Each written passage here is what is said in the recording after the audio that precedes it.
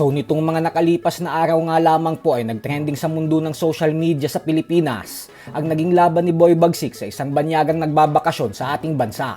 Pero laking gulat ng mga tao at maging ni Bagsik dahil nang magtuos sila ay doon niya napagtanto na nagkamali siya ng binangga dahil may galaw pala talaga at may alam sa boxing ang kanyang nakatapat. Kaya sa bandang huli ay natalo ito via technical knockout matapos isuko ng kanyang mga kasamahan ng laban.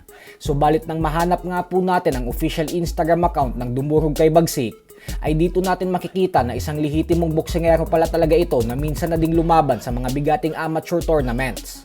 Bukod dyan ay madalas din itong nag-e-ensayo sa Top Rank Gym at Mayweather Gym.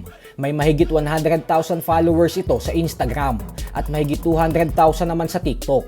Kaya kilalang kilala din talaga siya. Sadyang nagkamali lang talaga ng binangga si Boy Bagsik. Ayon naman sa dayong banyaga na ito, ay ang tunay na usapan daw sa laban nila ni Bagsik ay dapat 3-rounder fight. Pero wala umanong 1 minuto ay umayaw na agad ito. Ganun pa man ay kahit papaano ay saludo pa rin tayo kay Bagsik kasi pumalag pa rin ito sa kabila ng size advantage ng banyaga. Pero syempre kailangan din maging maingat tayo kasi delikado po yung mga ganitong klaseng bagay.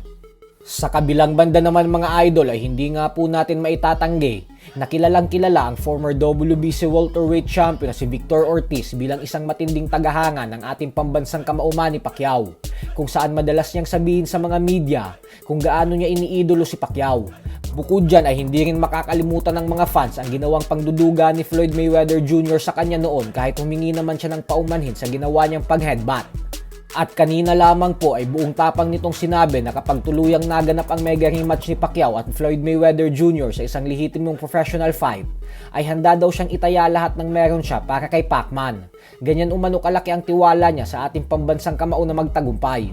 Subalit giniit nga po ni Ortiz na ang problema daw kasi ay kilala niya umano kung gaano kagulang si Mayweather kasi hindi umano ito pipirma o kakasa sa isang laban kung sa palagay niya ay malalagay sa alanganin ang pinangangalagaan nitong undefeated record. Kaya duda daw talaga siya na pumirma itong labanan si Pacquiao nang dahil sa isang exhibition lang ang magiging laban.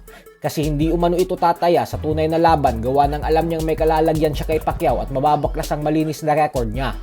Samantala, nagbanta naman nga po ang former unified welterweight champion na si Jeron Boots Ennis sa kanyang makakatapat na si current undefeated unified junior middleweight champion Sander Sayas na mag-ingat-ingat daw ito at huwag masyadong mataas ang tingin sa sarili kasi nakikita niya umano ang posibilidad na magtapos agad ang kanilang bakbakan via first round knockout.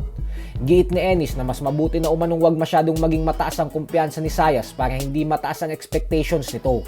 Nang sa ganun umano ay hindi ito masyadong masaktan sa oras na talunin niya ito. Baka daw kasi mamaya ay masira ang buhay nito at magaya sa ibang mga undefeated champions na natalo lang ng isang beses ay hindi na ulit bumalik sa boxing. So hanggang dito na lang po muna tayo mga idol.